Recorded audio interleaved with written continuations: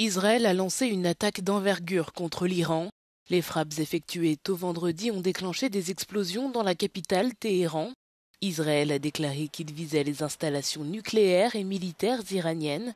Les médias d'État iraniens ont indiqué que le chef des gardiens de la révolution, un corps paramilitaire, ainsi que 2 scientifiques nucléaires de haut niveau avaient été tués.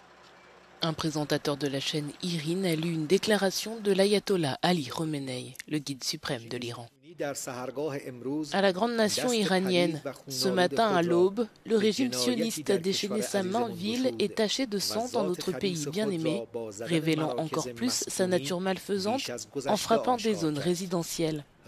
Le régime doit s'attendre à un châtiment sévère. Par Dieu Tout-Puissant, la main puissante des forces armées de la République islamique ne le laissera pas impuni. Dans les attaques de l'ennemi, plusieurs commandants et scientifiques sont tombés en martyrs. Leurs successeurs et collègues prendront immédiatement leurs fonctions si Dieu le veut. Avec cette atrocité, le régime sioniste s'est préparé un destin amer et douloureux et il le recevra sans aucun doute. L'attaque israélienne intervient alors que les tensions se sont intensifiées en raison de l'avancée rapide du programme nucléaire iranien qu'Israël considère comme une menace pour son existence. Nous sommes après une première frappe très réussie. Nous avons touché le haut commandement, nous avons touché les principaux scientifiques impliqués dans le développement de la bombe atomique, nous avons touché les installations nucléaires, nous accumulons les succès.